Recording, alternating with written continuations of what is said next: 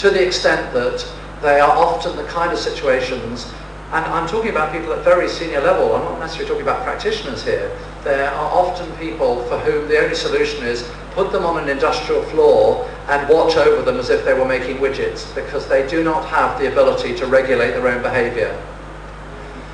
And the third stimulus to this was reading a book by Patricia Bennett, for which, to my knowledge, there is not a social work counterpart, and there needs to be. Patricia Bennett wrote a PhD called From Novice to Expert. Has anyone here been a nurse? It's possible you've come across this.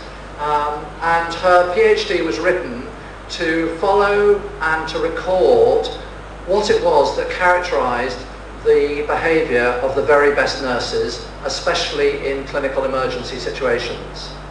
And she was concerned to do this because in the mid-1980s, America was short of nurses, they were recruiting at speed, and in order to provide some quality control, they started to develop a set of technical competencies.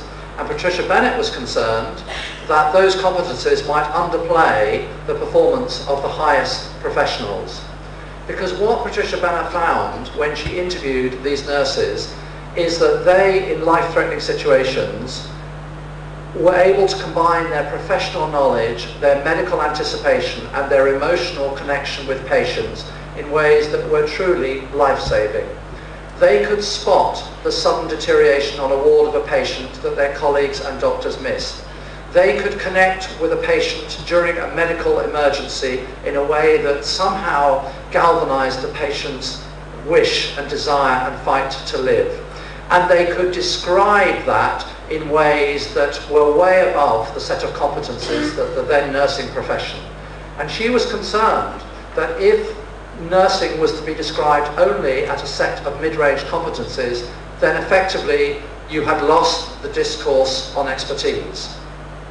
To my knowledge, Donnie, you might correct me, there may be a textbook like this for Australian social work. To my knowledge, we do not have internationally any social work text that, in my terminology, bottles the genie, that captures what are highest. And why do we need it? Because we need to provide models for everybody, not least those who might think of coming into social work, those who are new into social work, to show what it can aspire to do. And you have on your balloon this wonderful about social workers making a difference. The 70%ers were transforming communities, often in very complex care settings. They weren't just working in a social services building. Many of the 70%ers were making a difference in very complex community and organisational settings. They were punching well above their disciplinary weight.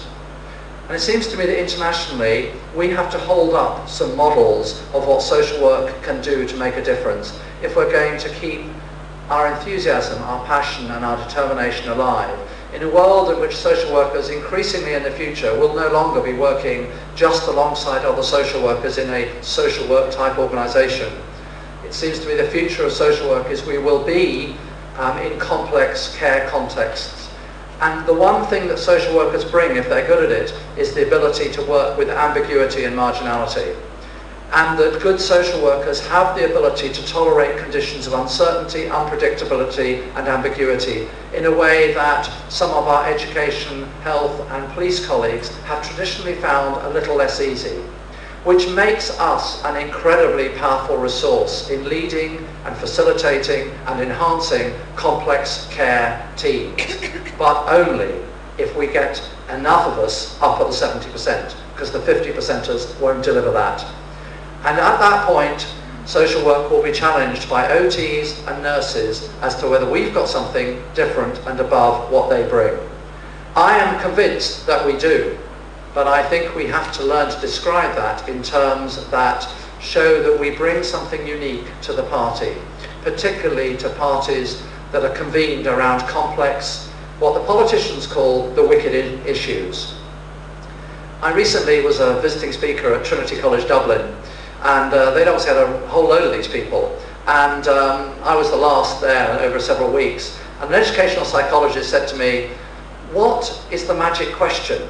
So I was completely befuddled by this, and I said, I don't know. but I said, the only thing I can tell you after 30 years of doing what I do is when I'm really in the dark, when I'm really unsure, when I'm really confused, the system that I will go looking at is the affect system, not the cognitive or intellectual system.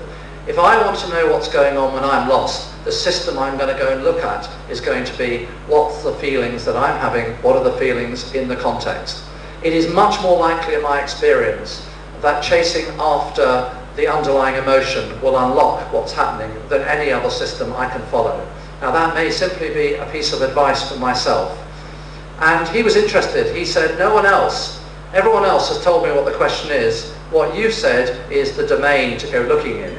Because there isn't a magic question, is there? We can just know which are the useful doors to push at that might give us some extra information that releases a little bit of light in the darkness.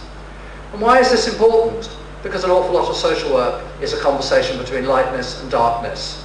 It's a conversation between complexity and not knowing what's really happening, but knowing you have responsibility and care, and being able to sit in the darkness until some light arrives. And to be able to do that, you do have to have some reservoirs of emotional confidence and containment. Otherwise, you will seek to switch on a light that really is a false light, and it doesn't really illuminate very much at all, but makes us feel somewhat, maybe less anxious. So it's a bit of a preamble to what I want to say in the PowerPoint, and I suppose it's a way of saying, why would I want to give this talk now in the history of social work? Why is it important in our context? Emotion is always, has always, will always be important, but maybe there are features of our current context that you might recognise here in Australia, which are very resonant for us in the UK, about the link between emotion and the future of social work. So, let's just start by going to some of the neurologists. There is a wonderful, great handbook called the Handbook of Emotion, which is a kind of undergraduate text for psychologists on emotion. It's the kind of book you buy if you've got a very precious piece of furniture with 2 inches missing off one leg. And a chap called Panksepp says this, and in this quote he's really saying that neurologically the emotional systems are centre stage. I quote this because I'm concerned about a discourse around emotion that relegates it to being sat in something called the prefrontal cortex. Or we get into debates about left and right brain. And I think that somewhat obscures something much more profound that's happening. And this neurologist says this, that the basic emotional systems that exist in the brain coordinate. Look how much it coordinates. That emotional systems coordinate behaviour, physiology, affect and cognitive responses, and when we're under duress or stress. In other words, emotion is a central set of traffic lights in the brain. It is not something that happens at the edge of something else. We'll talk a little bit later about emotional intelligence, and we need to be very careful with the science of emotional intelligence, not least because if we're very unlucky, this whole concept will be colonized by the American corporate sector. Frankly, we can do better. We know a lot more. Because social workers start not with performance. If we're going to think emotion, we as social workers will start with child development, won't we? Because we are rooted in both an ecological and a historical understanding of concept.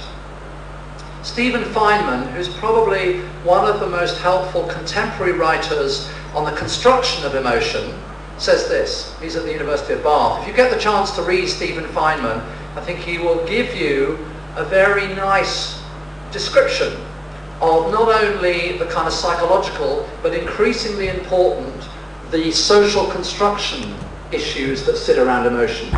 To put it in very simple terms, emotion doesn't just exist physiologically, it is also socially constructed, isn't it? You all know that in certain social contexts, the rules for display of emotion are different, aren't they? But he does say, Feynman, that the capacity to be emotional is fundamental to human capacity, enabling us to know what is important, to create and share meaning. You see, social work is challenged at the moment to show its ability to analyse. There is a very strong debate going on about social work being trapped, I probably am referencing more strongly children's services. So those of you in adult and community services, I don't know whether what I have to say resonates with you. But in children's services, and I think it's to do with anxiety, there is a fairly profound concern that social workers are gathering lots of information, taking it to their supervisor, who then tells them what to do.